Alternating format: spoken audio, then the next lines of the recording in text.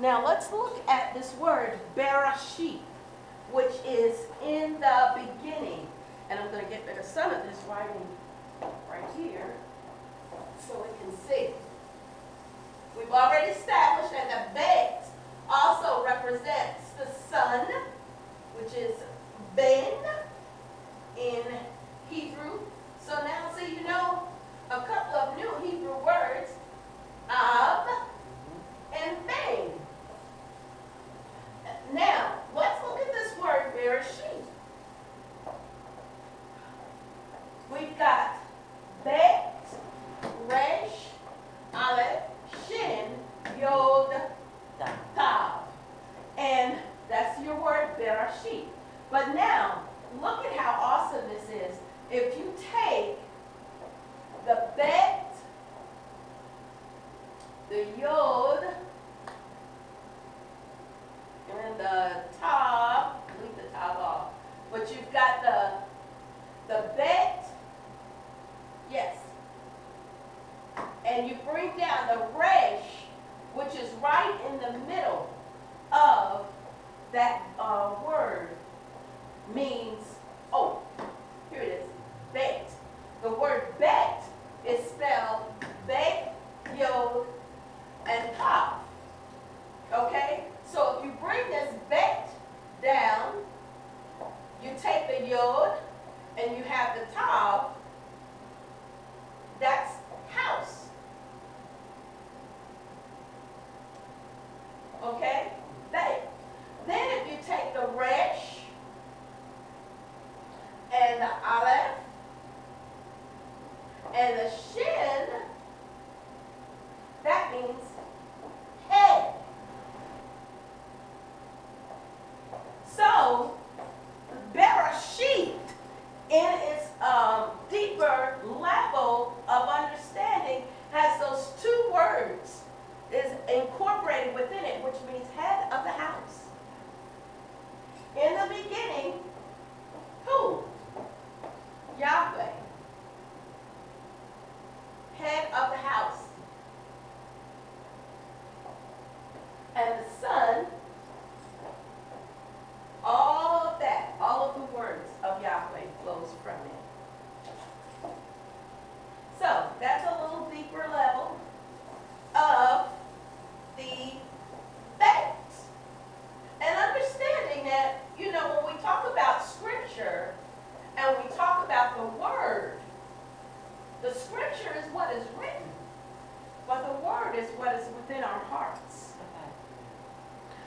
People can take the scriptures from us, as in the book itself, but once the word, Yeshua, is implanted on our hearts, it's there eternally and forever.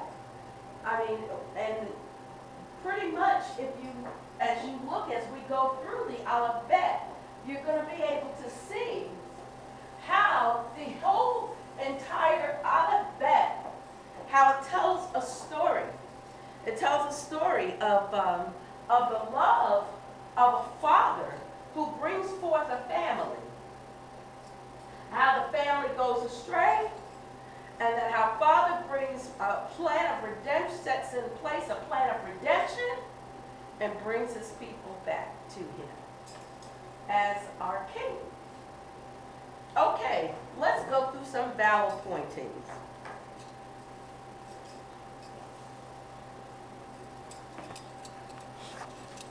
In our vowel pointings today, we're going to look at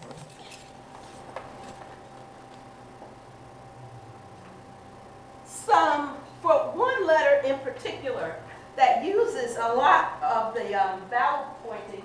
Well, it uses a vowel pointing that tells us how to pronounce the letter before it. And that is the vav. The vav is used many times, and I didn't really do a good job of making that, because it kind of looks like a short resh.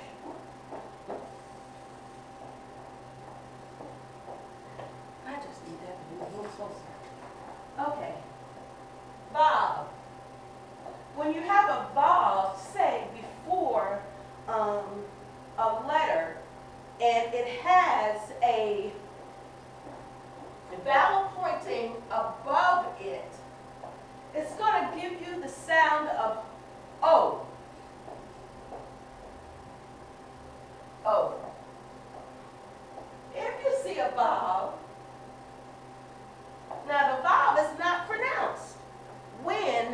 it's there. There's quite a few words that have the vav in it, but when you see that vowel pointing above it, or in the middle, or at the foot, then you know you're not pronouncing the letter itself, but it's telling you how to pronounce that letter before it. So we have here, it's pronounced ooh, ooh, as in ooh, as in book, I guess book, ooh, as in, yeah, book, book, ooh. If the vowel pointing is at the bottom of the vowel, then it's pronounced E. So that's when you have your O, U, E. And this is how I remember it, and this is how my Hebrew teacher taught me to remember it. If it's at the top, it's O, U, E. O, U, E. And that's how I remember it. So when you see a word like Baruch, Ba,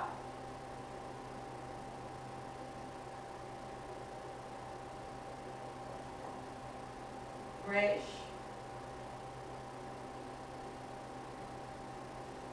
Vav, with that Dagash in the middle of there, it tells you that it's telling you how to pronounce this Resh. So it will be pronounced Baruch. Oh, I forgot the Kaf. There's a Kaf over here too, which is, oh, my brain. It would have a Kaf on the end of it. And now I'm losing my,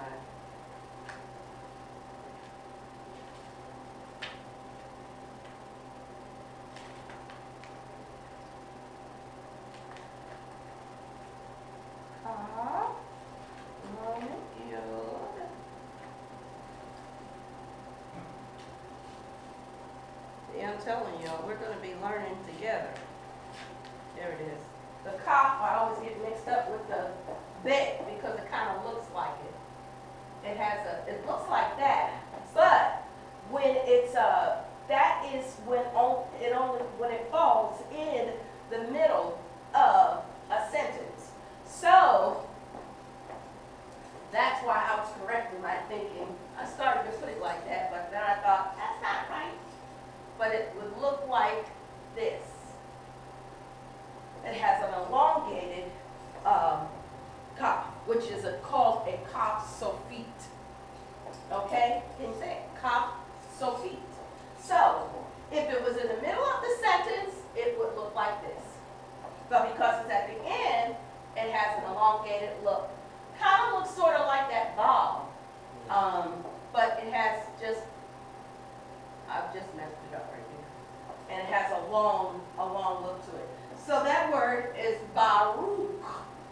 And it allows us to pronounce that vowel sound between this vowel with the dagesh in the middle, allows us to pronounce the resh, the pronunciation of the vowel sound between the resh and the kaf. Okay? So that's one of the examples of when you're not pronouncing the vav. If the vav comes, usually if the vav comes at the beginning of the word, then you are pronouncing the vav.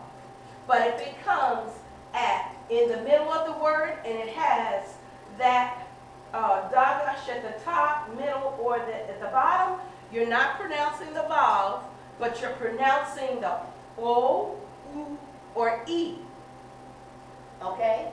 Am I confusing you? Is that only on the vav that? That is the only one. The vav is what they use to pronounce, to show the pronunciation of the letter before.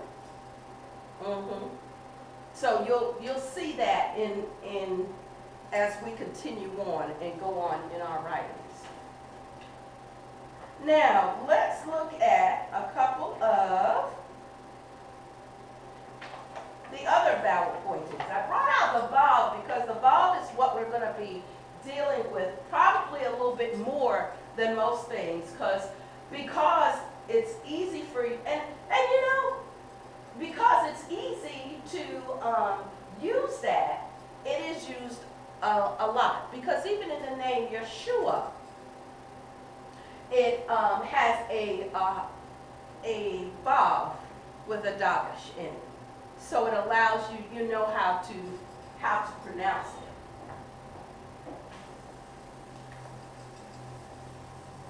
See, next time I'm not going to second guess myself. I'm just going to go with it.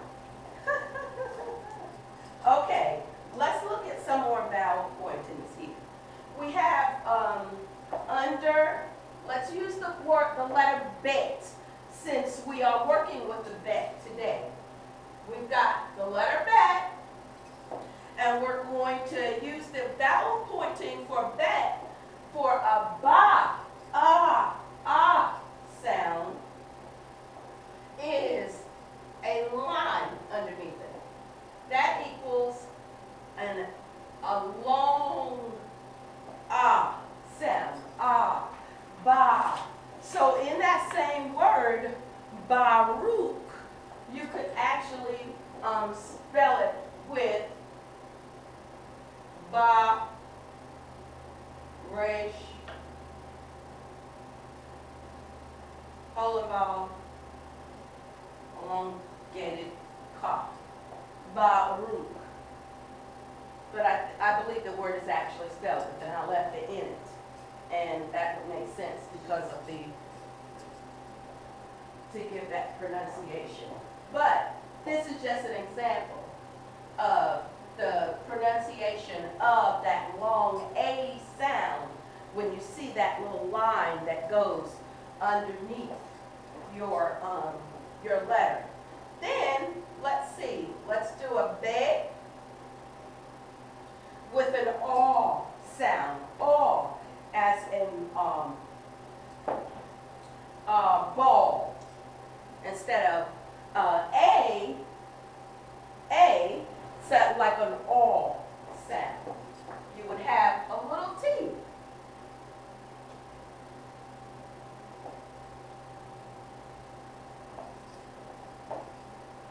An aw sound. Now, if you have a long E sound, you will have be and one little dot that goes underneath it. There we go. Equals that E sound. Now there's a quiet vowel, and I'm still working on how that is used in a way that I can really teach it to be effective, so that you guys will understand. And that is a quiet vowel, which would have, if you have the be, and it has two dots underneath it.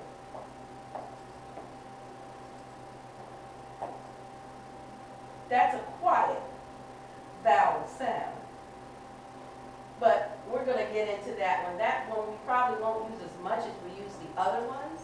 Most you're going to be using the O, U, E, ah sounds in the pronunciation of the words. Okay? Okay. Are there any questions? Do you have any questions? Not yet. Okay. Well, we're going to close right there, and we're going to begin next week. We won't have a class. After the Fifth Sabbath Fellowship, then we'll return back. But we're going to continue on in our exploration of the Hebrew alphabet, the deeper soul level, and then we're going to bring them out and start doing them like this in the presentation of each letter, so that we can begin to start doing vowel words,